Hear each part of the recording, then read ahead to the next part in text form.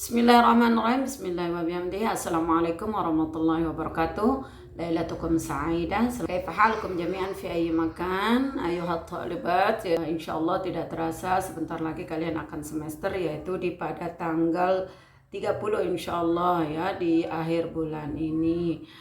Nah, perlu kita membahas kisi-kisi soal, cukup disimak aja. Untuk bab pertama, yaitu ada 3 bab kan. Yang pertama adalah ta'aruf, at-tahiyat atau ta'aruf, atau tegur sapa salam. Nah, di tegur sapa salam ini yang kalian pelajari, yaitu yang pertama adalah kalian harus memahami, nah misalnya nama-nama bulan hijriah, yaitu Muharram, Safar, Rabiul Awal, Rabiul Akhir, Jumadil Awal, Jumadil Akhir, Rajab, Sya'ban, Ramadan, Syawal, Zulqa'dah, Zulhijjah. Nah, ada beberapa peristiwa yang terjadi yang terkait pada bulan Hijriah. Di antaranya adalah misalnya ya, mata wulidar Rasul. Nah, kalian harus tahu kalau soalnya wulida, ya wulida. Jadi nggak harus tahu semua artinya.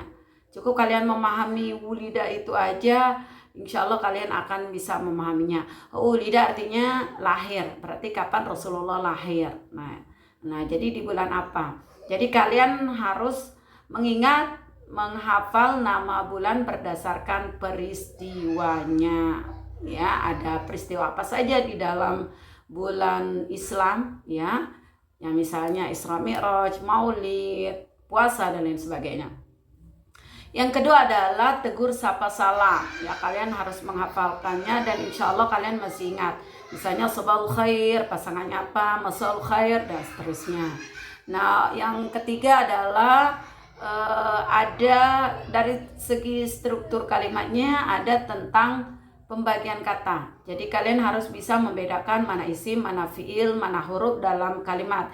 Misalnya, zahaba Muhammadun ilal madrasah. Misalnya zahaba adalah fiil, Muhammadun adalah isim, ila adalah huruf. Dan Umi sudah jelaskan bagaimana kita bisa membedakan ketiga kata tersebut, yaitu kenalilah tanda-tandanya ya. Contohnya tidak harus sama dengan apa yang Umi sampaikan saat ini, tapi dengan memahami tanda-tandanya insya Allah kalian akan bisa membedakannya apa redaksi kalimatnya. Nah, yang selanjutnya adalah yang terkait dengan di bab ta'aruf itu, tentunya kalian harus bisa membedakan dialog bacaan tentang perkenalan. Misalnya menentukan judul. Judul apakah memperkenalkan diri sendiri atau memperkenalkan orang lain. Kan sudah ada contohnya. Kalau memperkenalkan diri sendiri misalnya ismi Baiswatun Hasanah ana min kurliku gitu ya. Terus kalau misalnya memperkenalkan orang lain misalnya Hazil Sadiqati ismu Halimah hiya min Bandung. Nah, gitu ya. Nah, terus yang terakhir di bab ini adalah menyusun kata yang acak menjadi kalimat yang benar. Kita pindah ke bab kedua, yaitu tentang al-usrah wal bait. Al-usrah wal bait, usrah artinya keluarga, wal bait artinya rumah. Ini kalian harus bisa menghubungkan hubungan anggota keluarga. Misalnya apa, bahasa Arab, ibu, bapak, saudara dan lain sebagainya. Misalnya, jadi kalian harus tahu istilah-istilah anggota keluarga dalam bahasa Arab ya, sebagaimana yang sudah Umi jelaskan. Begitu juga dengan keluarga, begitu juga dengan rumah. Nah, kalian membaca ulang ruangan rumah ya, ruangan rumah yang ada di dalam rumah, bahasa Arabnya apa? Misalnya ruang tamu, ghurfatul istiqbal, ruang tidur, ghurfatun naum, dan lain sebagainya.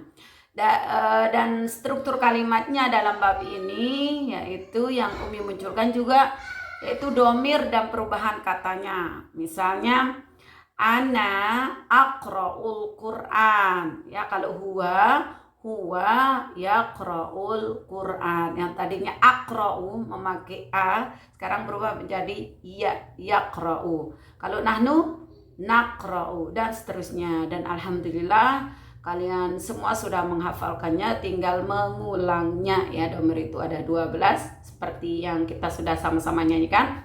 huwa huma hum, hiya huma hunna, anta antuma antum, anti antuma antunna, ana nahnu. Nah itu ya, jadi tinggal kalian memperkaya diri kalian dengan contoh-contoh dan perubahan-perubahannya ya, dengan menghafalkan 14 rumusnya ya, kan yang surani, yang surona kalian sudah hafal ya.